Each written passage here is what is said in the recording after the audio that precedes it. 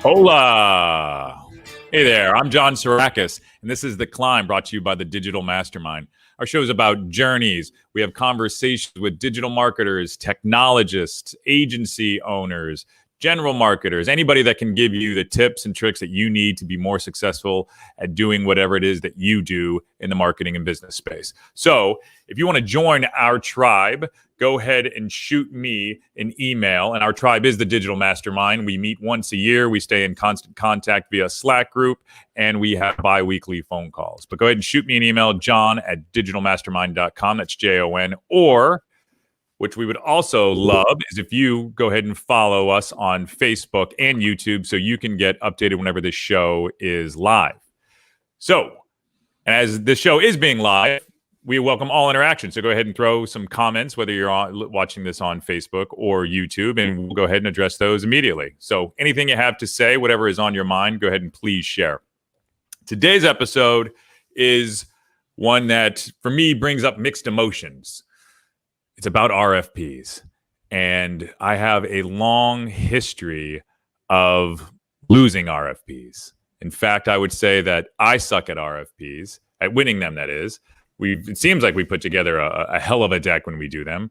And we had a very special guest that spent a ton of time with me, very gracious, where we interviewed her based on how to win RFPs, because she's a matchmaker herself. But before we get into all that, Dave, why don't you come out here? Why don't we talk about our history with RFPs? Yeah, I mean, RFPs, like back in the day when I'd get them, I'd be so excited. I'm like, ooh, here's an opportunity. After a couple not getting them, I was like, what a waste of my time. What's the longest you spent on working on one? You know, the one that comes to mind that I thought I had the best chance of winning was probably a 3-week process. And I remember at the very end, they're like, hey, we want to take you to the next step. But let me ask you, why are you so much cheaper than everyone? And I said, well, I know exactly what we need to do. We've done something like this. And, we are the tech behind a lot of the people that, are probably re-pitching us. And she's like, yeah, I don't know. You're just so off that we can't include it. And I was like, what? We were such a better price, but just because we were so far off. And I was like, that is bullshit. Makes sense based on a procurement process. When there's an outlier, they're going to just, I think the longest I worked on one was about 80 hours. We got all the way to the end. And the disqualifier was that we didn't have light experience. Like, we had to have worked with a lighting company before, or a company that does something like that. And nowhere in the communication ahead of time was that even brought up. Right. So we supposedly get all the way to the finals, and then it's between us and another. And then that was our disqualifier. And they never mentioned disqualified before even getting there. Yeah. But it wasn't brought up. Like, oh, hey. And granted, we didn't ask because I was so young and naive at the time that it didn't make sense. And that's one thing I love about what Robin says in here. She really emphasizes what you have to do to make sure that it makes sense for you. Right. So just in the last 2 months, and we still give RFPs a shot, right? Sure. The last 2 months, we've lost 2 RFPs. So another thing that's near and dear. I mean, in our defense, one of those was like a half win, but our part didn't win. So we still helped our partner client win it. So there might be a little bit of something down the road with that, but. Are you familiar, with the term a cooler? No. So this used to be an old school thing that they had at casinos. When they wanted to cool down the table, they would bring in somebody that's energy was that. It would cool it down, and everybody at the table would start losing. Right? I feel like they do that today with when they change up the attendance. I mean, I get on a roll, and then all of a sudden we switch somebody out, and all of a sudden I start losing. So I started doing that on the craps table. Is I'll start. What is it, like the come line and the don't come line? and this, you're betting with the roller or against. I mean, the second they switch the dealer, I flip whatever my bet is. Yeah, it's smart. Most people, they'll also they'll leave a table. And that's I'm sure one of those tactics. But I feel like the cooler coming to these RFPs. I'm so hot and ready to win. It gets all the way to the end, and then we lose them. But that's why I wanted to speak with our guest today, because she's a matchmaker, right? Yeah. She looks at this like dating. Another thing, I know when you were going through editing some of the clips, I'm sure you gathered like how attached she gets to the company she wants to win and the company she's trying to help. There's that type of passion. Right. So I'm going to go ahead and get into her climb here, right? So, she's had a history where she, of course, went to a fantastic school. She went to Cornell. She did some volunteer work raising young kids while she was raising young kids. And speaking of which, I think this was a fantastic tip. I don't know if you caught this. She recommends that doing volunteer work for anyone that wants to stay current and learn about business is something you should do. All right, but next she jumps into the public sector. She was a diversity trainer, then an ethics trainer for a police department. After she wanted to start working with her husband, she decided to team up with him with Mercer Island Group. And now this is where she helps companies market themselves, design organizational teams, and think through a myriad of issues. But today what we talked to her about was the matchmaking that I mentioned, and that's connecting agencies and companies. So here's a short list of just some of her clients that she's worked with in the past to give you an idea of some of the companies she's matched agencies with and helped out. Sprint, Sears, Microsoft, Starbucks, VTech, PetSmart, HTC, CenturyLink. Those are just a handful. Also, I recommend that everybody check out the full interview, which will be shared live after today's show. There's lots of stuff in there. It's packed with some insights and some nuances and more on Robin's climb that I think is great to check out. So, all right. I'd like to start with a clip that I think gives a good picture of Robin Boehler, who had an important mentor in her life. I can speak tons for my mentors. I know Dave can say a ton about his. So this just to kind of paint the picture. Here's the best advice she was ever given by her mentor. That sometimes you have to be strategic in choosing where and how you stand up for the things that matter most to you. That you don't have to say everything you think, which is really actually, if you just let that sit for a minute, that's pretty great advice. And that you're not giving up. I always said to her, if I don't say what I think, then I'm not being genuine. And she said, being strategic is not being disingenuous. Being strategic is figuring out how to take your genuineness in a way people can hear you.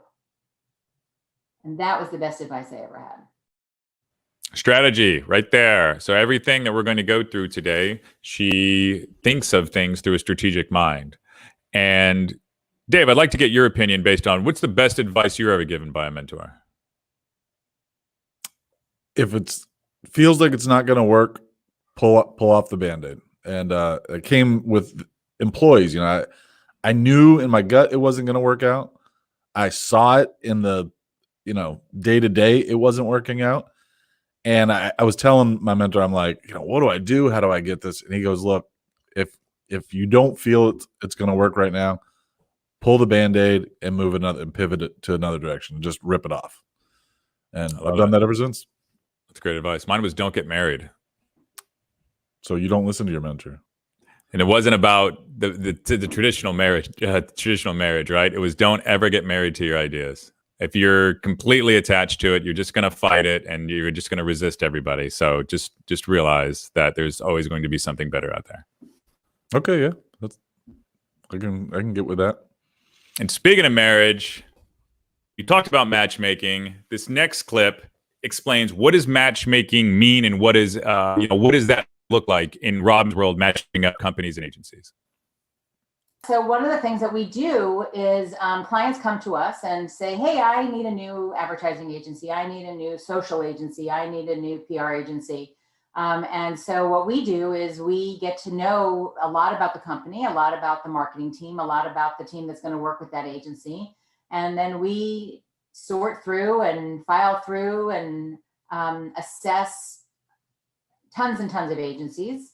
50 agencies. It depends on, if it's advertising, it's more than 50. If it's media, probably around 50. It's social agencies, it's probably 35 or 40, depending upon how big and broad the field is, and we look and see who's the best match. And so I call it matchmaking, because what we do actually is we come in and we set up a dating system.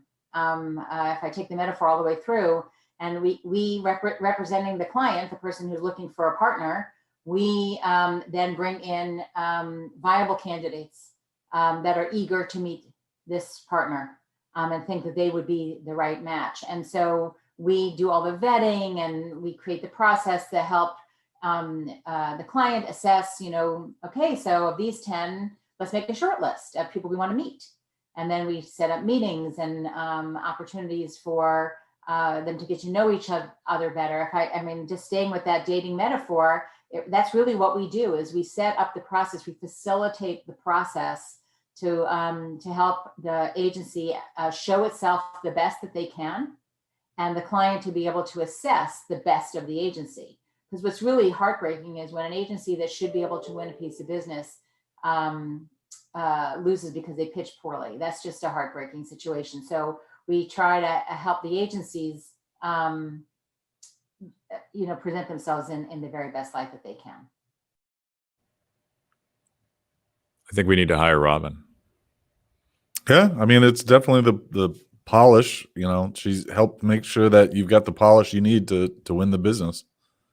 Yeah, and it's on both sides, right? So she's on both sides of the equation, which she gets to see all the intricacies and why people win and why people lost. It's like you're, that fly on the wall, and you get to, listen in on everything, which I think is a fantastic perspective. But taking a step further, let's hear what she had to say about what the matchmaking process actually looks like. If it's a formal search like what we do, it's and I can talk about that. Let's just talk about that. It's different if you as an agency are meeting a client for the first time.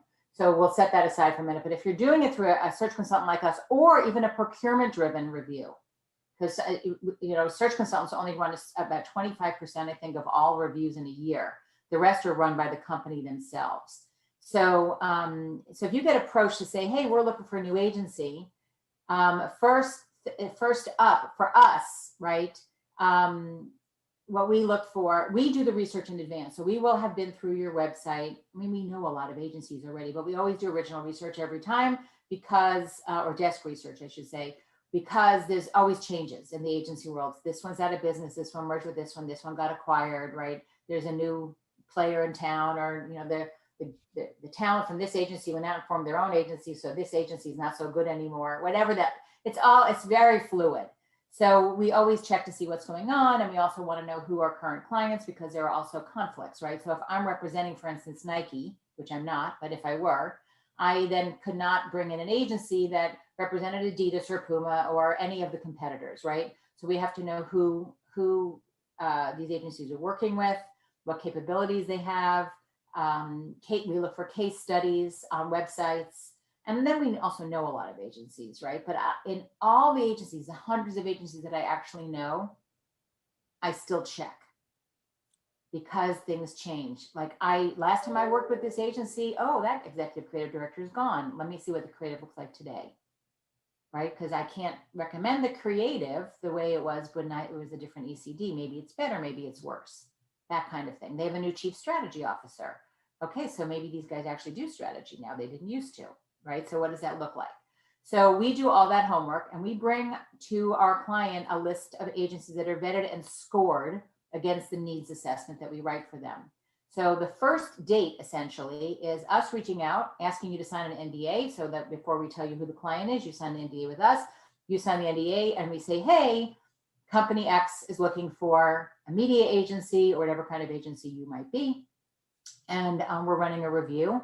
We tell you a little bit about the company, why they're looking for an agency, and we give you what's called an RFI, request for information, which is essentially asking about your capabilities, your size, what clients have you won and lost. But most importantly, we ask you for case studies, specific case studies that give you a sense of what the business challenge is. So show me a case study where you did a kick-ass product launch, because this client's going to be launching new products.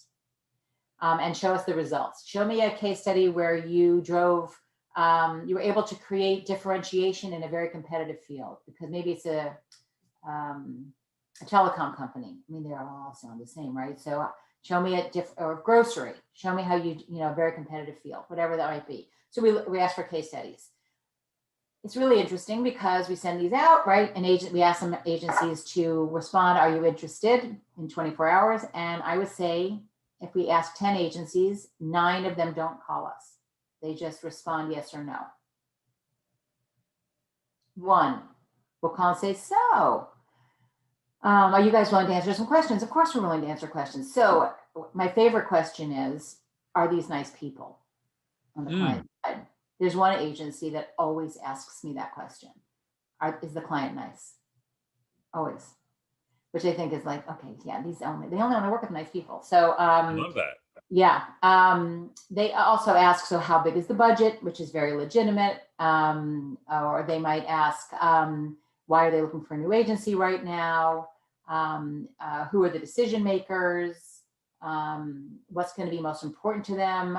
One of my other favorite questions is why are they looking at us? What is it about us that have them interested in us?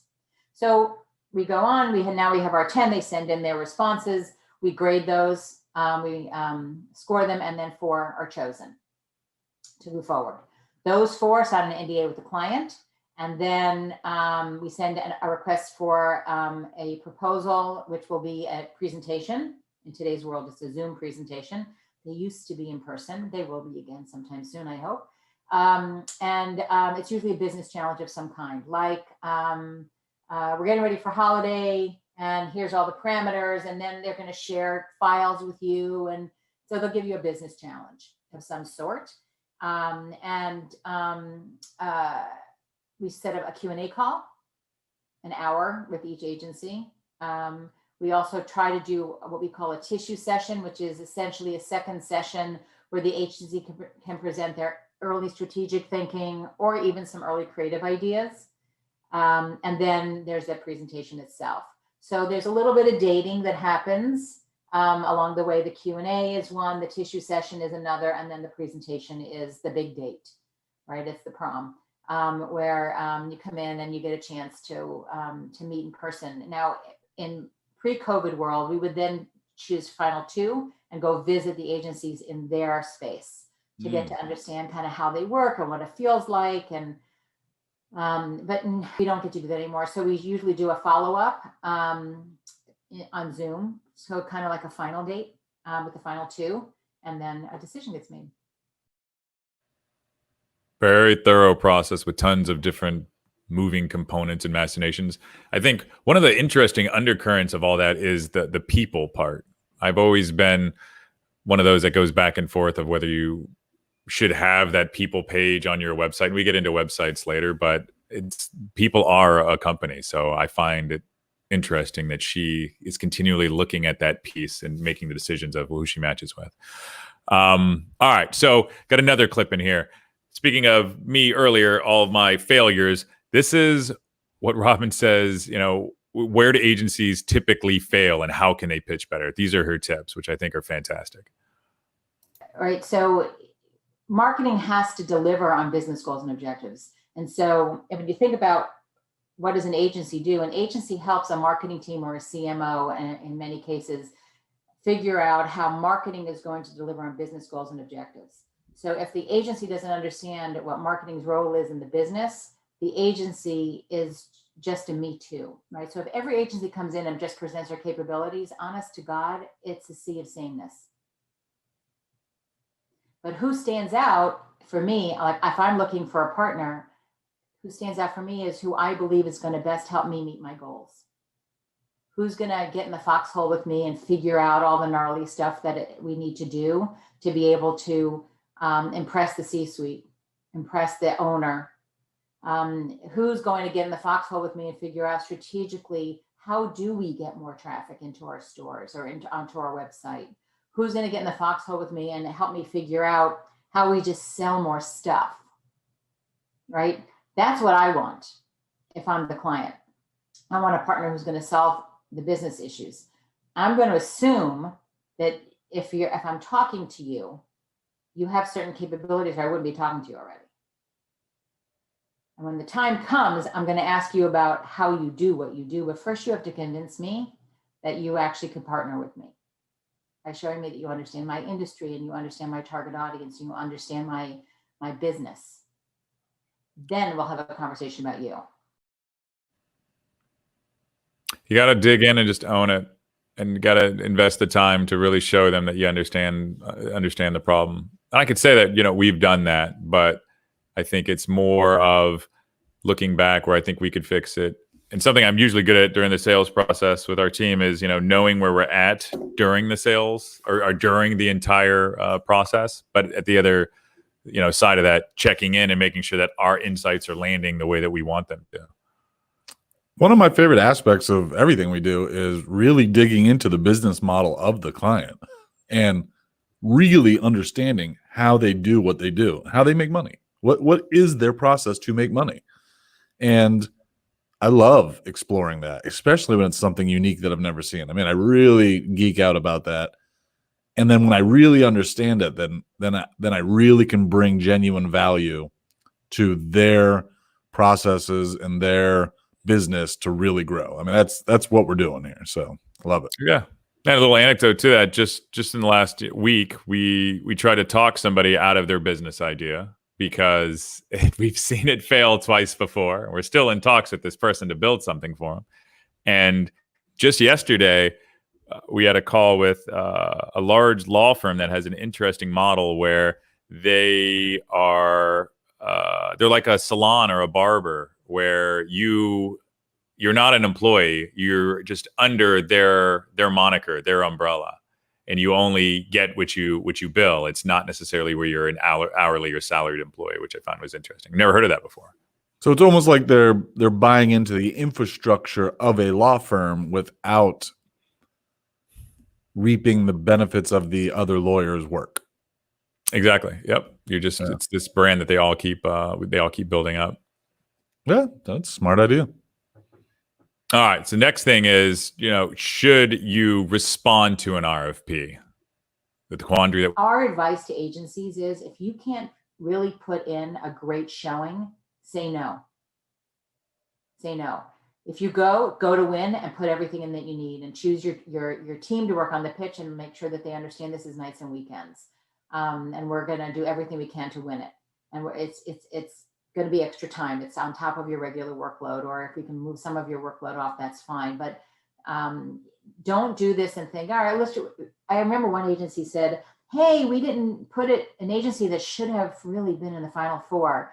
They wrote a terrible RFI. It had nothing strategic in it at all. And you wouldn't even have known it was like a canned response, a canned deck. And I called and I said, so what happened here? They said, well, we were saving the strategy for the presentation. I said, well, you know, you're not getting another date, ma'am. You can save your best dress. Come ready to go at every single step along the way, because other people are. Other agencies will come ready to show well. So my advice to agencies is, come, if you're in it, be in it to win it. Guns blazing. Yeah, I don't. There's something in me that resists that advice, because I've been burned by putting too much strategy in a presentation, and the client just takes it and executes the strategy with themselves. What size of the company was it? Small. So I will admit that you experience that in the small companies. Once you get into the larger realm, you know, they don't screw you over like that. But I've definitely, and it's usually when I'm dealing directly with the small business owner and they think they can do everything themselves. Did you have an inkling that was going to happen? Were you kind of seeing signals? In that instant, and the one I'm thinking about, no. But that's when I learned my lesson. So I stopped giving them all the answers. I still tell them generally, but I'm not going to tell them the exact tool to use, because that's what happened. Is I put too much. I'm like, hey, we're going to set this up, this, and then so they were like, oh, great, thank you for the plan. I see. You got granular with it and really blew out the strategy where you're getting into like finite details of the tactics. Correct. And I've seen that before. We've had people purchase strategies and just go to somebody that was less expensive. Yeah. All right, nature of the beast. All right, it's they're not in it for the relationship. Loyalty does go a long way. I think she also has great tips because, for instance, we get an RFP. I think she says that 9 times out of 10, somebody like 9 people don't call, right? And then the one person does. But if you're an agency and you're listening right now and you get an RFP response, this is what you should do, according to Robin. So, so if you get a request for information, you get anything from any client or search consultant, whether it's procurement or the client, a marketer, the first thing to do is to say, oh, we are so interested. Can we hop on the phone for 20 minutes, half an hour? We'd like to understand the ask a little bit better.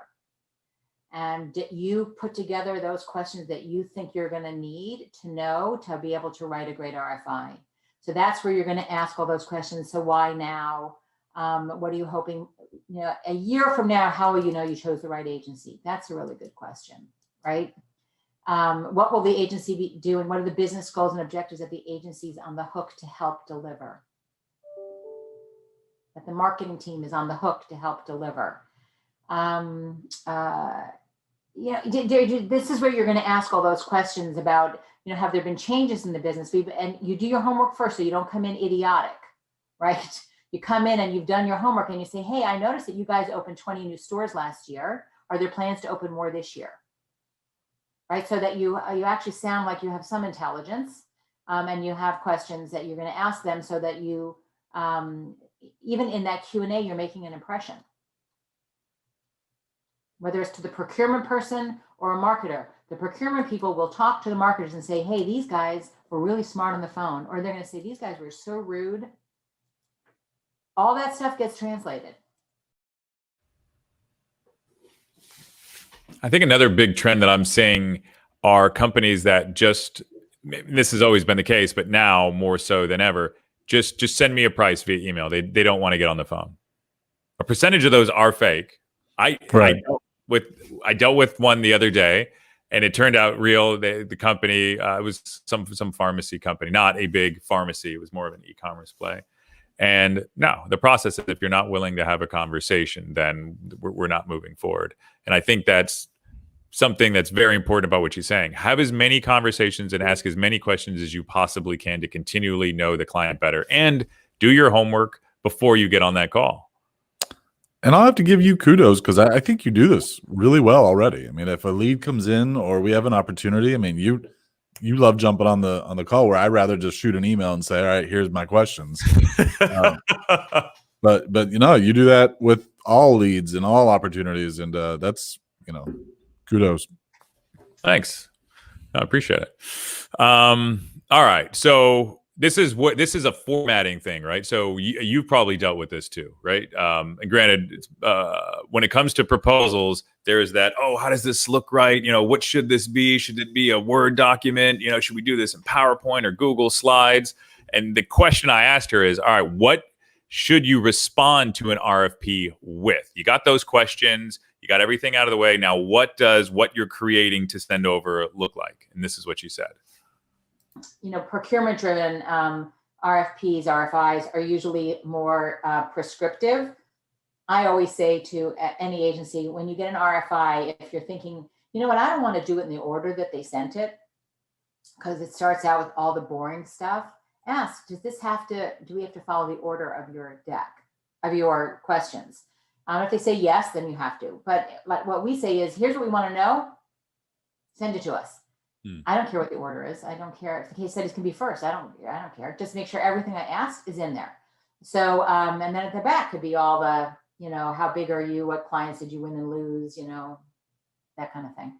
Capabilities, that stuff, right? So, however you want to do it. So it's usually a deck. It ranges anywhere from, I'd say, depending upon their ask, anywhere from 65 to 110 slides, I'd say, depending on the agency. We had one once, it was 187 slides. Now that agency ended up winning that piece of business. I'll just say this, but I called the biz dev director afterwards. I said, don't do that again. Okay. That's too much. I'm hired to read them. I have to read all those pages. And honestly, here's the problem. When you're writing these, remember, so a search consultant's going to read them. We're going to read every page, but the client's also getting them, right? You care more about the client thinks than what I think. I'm influential, but it's their decision. they're getting 10. You think they're going to read 10 RFIs that are each over 100 slides, every slide? They're not. They're not. They're not. So when you write 187 slides, you're giving them the choice of which slides to read. And you're giving up control. So control the message. Put the stones close together. Make it so that it's easy for them to follow your story. Answer all the questions that I ask. Put the questions into a story. Tell the story of how you would solve their problem, even in the capabilities deck, right? Your capabilities are relevant if they solve their problem. Everybody has the same capabilities. I know every agency thinks, well, we have secret sauce. I don't ever want to hear that again. We also have trademarked. We're the only one. It's okay. Nobody cares. Everyone has the same capabilities. Show me how you'd use them for me. That's what I care about. I love that. No one cares. Right. What blows me away is that 65 to 110, like, to me, I think 65 is way too many. 65 slides? Like, but I also agree with her that people that talk about themselves so much, like, this is what we, did. And okay. I completely agree with her. What are you going to do for me? Yeah. You don't want to bloviate.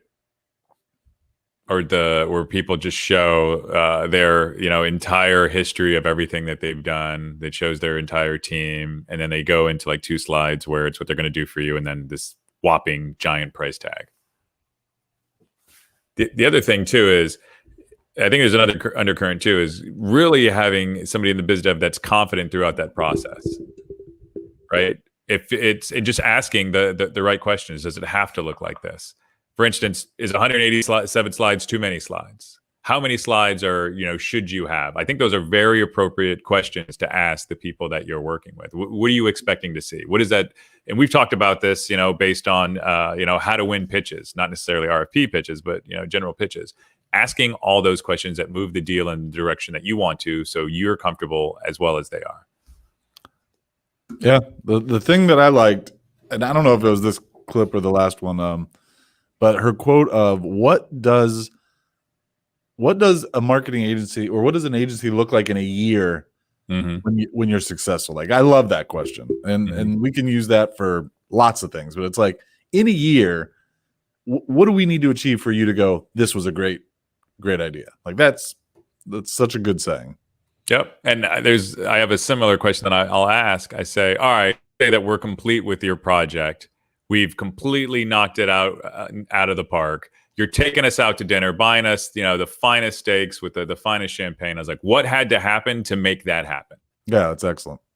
People are like, oh, well, and they'll go through and they'll either tell you, or some people have never thought of that, or what has to happen. That's also an alarming thing. Like, okay, if they haven't thought through this, there is no vision, which could be good and bad. It just depends on what has to be accomplished. I also hate when they respond with, you made me $10 million.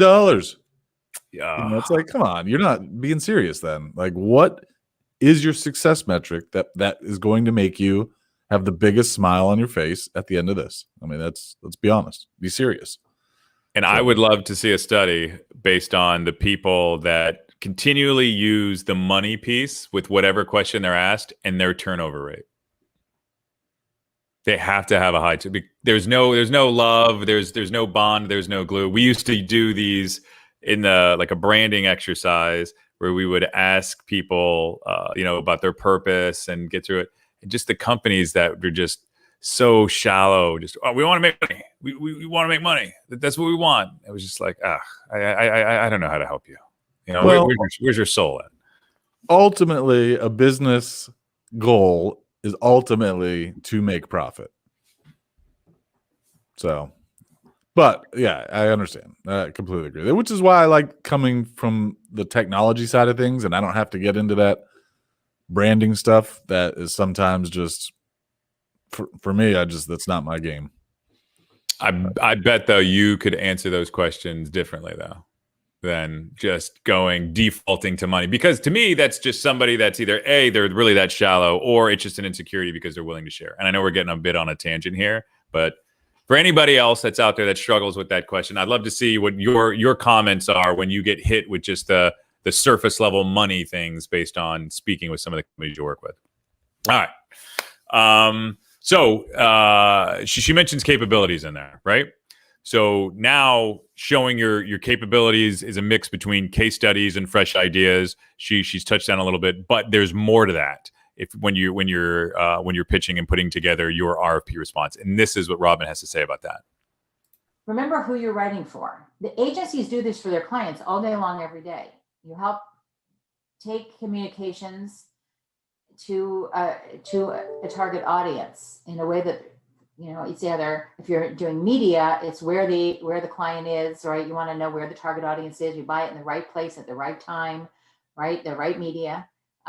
If it's messaging, it's the right message for that target at the right time, in the right place, all of that, right? But when agencies talk about themselves to clients, they talk about themselves for themselves. You're writing this for an audience, so make it about them. Control the narrative. Know who your audience is. Quit talking about yourself. I love those basic, simple tips. But here's another great one. All right, let's say holding all those things constant, you're doing, most of the right things. Now, how do you increase your odds of winning? So if I never hear again, well, enough about us, let's talk about you, I'd be happy.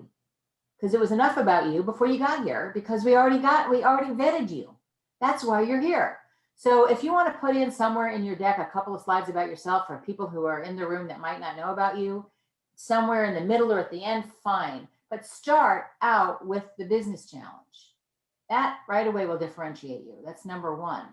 Do not talk about yourself in these meetings, but it's that evolution of the strategy that's going to be the differentiator. Many agencies come in, they spend 20 slides on themselves. I don't get it at all. Or 20 minutes on themselves, right? And then we talk about you, and here's what you asked us for. Okay, I also know that. But okay, good review. Okay, here's what you asked us for. And then it's like, and here's the creative. Okay, so now it's only subjective, do I like the creative or not? Because I have no idea how you thought of it, why you thought of it, what it's going to do for us. Now I'm completely and totally, we just leapt over the entire Grand Canyon, no stones at all, no path. And I always believe that if you do great strategy, you should come in with two ideas. Now, if it's a media plan, it's one media plan, or maybe options, right? Here's how we do your media mix. Here are the markets we might go after, et cetera, and have some options, because the chance of being right it's very slim, because you only had a couple of dates. So you don't want to go all in on one idea. Because then it's hard for them to pull back on the single idea. So we often recommend bring it two creative ideas and just don't pull all of them all the way through. You don't have to show me every execution. I don't need to see a door hanger, right? Show me how it would come to life, maybe in print, or depending on what the mediums are, that makes sense, right? Don't read a ton of scripts. It's boring as hell. You guys all laugh about them and you love them. Yeah, it's boring. So I love that. And I really relate to that, because I think what makes us so good is that we understand the steps it takes to get to that vision. That's what I took what she was saying as. Mm-hmm. Have a vision, but you also have to show how to get there, to make sure that you build a proper foundation to get there. And I preach a lot to everybody here, and when we're talking to clients, is that, take it in steps. And I know how to lay out the steps that are going to get us to this ultimate. And don't look at the goal that's, 2 years down the road, or this ultimate thing, and that's all you're worried about. Let's just focus on this thing, and let's do that really well. And then we get to the next one, and then we do the next one. And then at the end of the road, you have a super strong product. I think another way to create some distinct context around that is those steps and stones. So if you're gambling in this process, the probability of you losing is high. Right here, what we're giving are the steps on how to win. And if you go into the business insights or the business challenge and say, hey, this is how we're going to solve this, rather than starting with some creative idea like bam, like right out of the gate, and you're risking it. You're potentially going to lose your audience. And it's a very subtle date that you're going on. You don't pull up in some loud wild canary car, when you're trying to court somebody into a long-term relationship.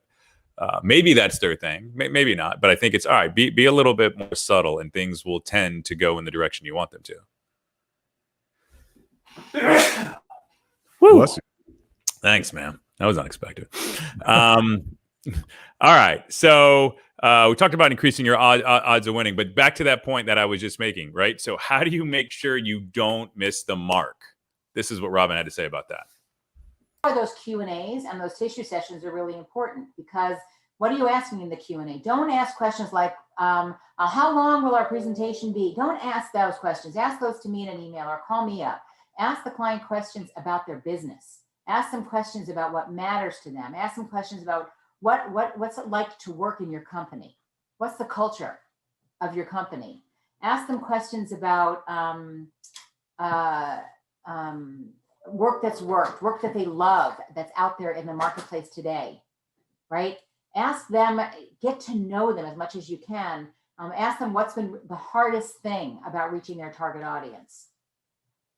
Get to know as much as you can about what the problems are that really matter to them, and how they've tried solving them, and what's worked and what's not worked. And, if you think about your business, if sometimes you get an entirely new team, right? And that's why they're looking for a new agency. So they don't know the business yet either. So what are the hardest things? So, figure out how you can connect with them on the things that matter, because that will help you design the future life, right? Like if I meet you and you agree to go on a date with me, and I don't ask you if you like movies, and I take you to the movies and you actually hate the movies, well, bad on me, I never asked. I take you for seafood and you're allergic, right? So it makes sense to ask a few questions before you design this beautiful future. Who could ever hate the movies? Seafood, I understand, although I love seafood. But the point she's making there is sound, and we've mentioned this tons of time. Continually ask questions. Ask the right questions. Don't ask the superfluous ones that could potentially be sent to a search consultant or somebody else. If you're going to want to know about the client's company, their business, their culture, ask those questions. Dig in deep. Look for those.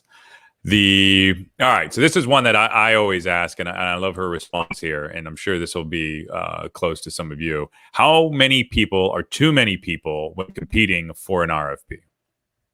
It's a legitimate question.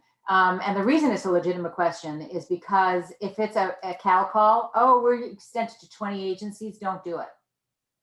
10, 11, 12, 10 is the best number. We like 10 in the first round. We're looking at 10. That's fair. I mean, that's fair to the client. If they're looking at 20 agencies, I wouldn't do it. That's a cattle call.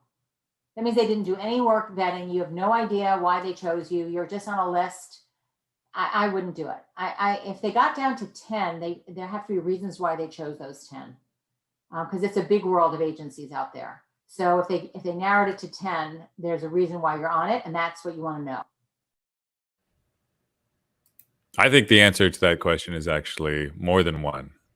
No, all joking aside, the typical number I look at is 6. If it's over 6, then I don't feel the odds are going to be in the favor. But that's granted that first round, which bring them out, you get into the second round, and then it's 3.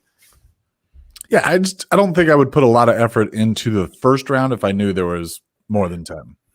Right. But then what she says is like, if you're not, then you're not going to get to that next round. So it's kind of a, catch-22, damned if you do, damned if you don't.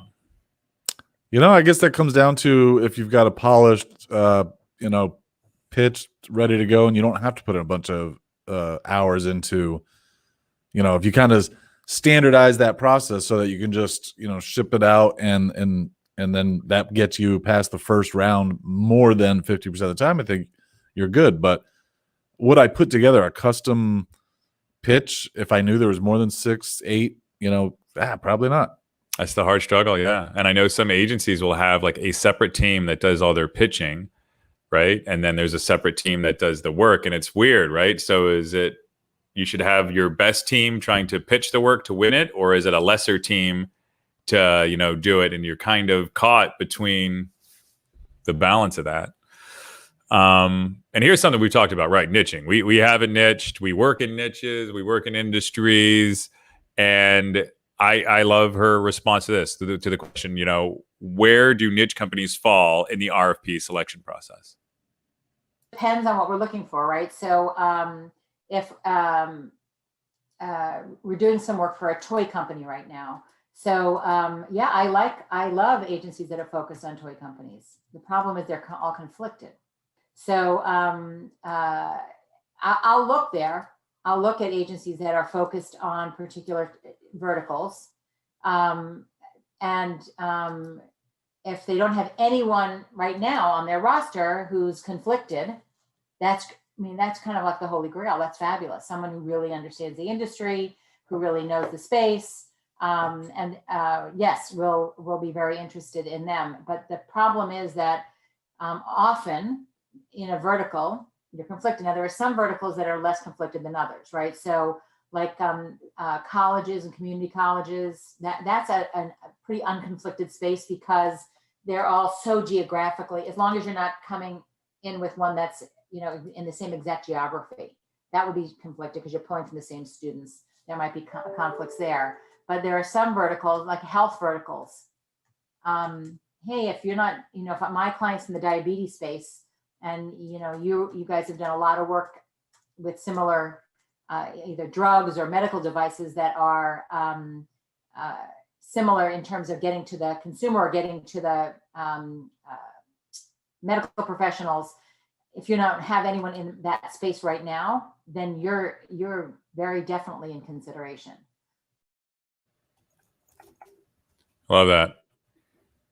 It's something that I've always struggled with. I didn't understand it. I know there's like a lot of niche companies that I'll work with. Hey, we work with all HVAC companies, or we work with all, you know, pest control companies. But when you get into like bigger situations, that doesn't make sense because they don't want you sharing whatever it is that you have. They look at that as a conflict of interest. So win on that. Love it. All right. So if you didn't watch anything based on any of the other clips that we've shown, you didn't pay attention, now for this last one is the time to tune in, because this is the advice that she gives to, what are you shaking your head for? There are no more clips. That is the last clip. Is it the last clip? Yes. There should be one more clip. Let me see what I got. All right. Nope. 12 was the last one for me, so I made a mistake. But I will tell you this. We are going to upload the full interview. And one of the things that I love that she said that we didn't go over right here in today's episode is, our awards good for, you know, do you want to put your awards on your website? I love that you asked that. We have our awards on our website. I think it's great. Mm-hmm. And she talks about, you know, that being pretty good and what does she say? Just don't overdo it. It's a good cover. I think she does say that. She actually goes into what's wrong with agency websites in general. So I think that's a great tease. So if you want to listen to the full episode, it's actually toward the end. But yeah, she talks about awards. She talks about pages. She talks about why your website shouldn't be confusing. I highly recommend checking out the full episode, which we will publish after this. As well as tomorrow. All right. Other than that, I think today was a strong episode. If you want to get a hold of Robin, she's at the mercerislandgroup.net. It's out in the beautiful state of Washington. Go ahead and contact her. She can help you with everything from the matchmaking process. So if you're a company and you're listening to this, if you're an agency, on the other hand, she can help you get your pitch better. She can help you understand what companies are looking for, as well as the organizational structure. There's a ton of stuff in there. I highly recommend checking out. Her name is Robin Boehler, and she's at the Mercer Island Group. Also, go ahead and follow us on Facebook so you get this live. Follow us on YouTube. Go ahead and hit that little bell subscribe button. I don't know if it's on this side or this side. I'm not that polished with that yet. Other than that, if you want to join the Digital Mastermind, go ahead and shoot me an email, Jon, Jon, @digitalmastermind.com. Thank you so much for tuning in today.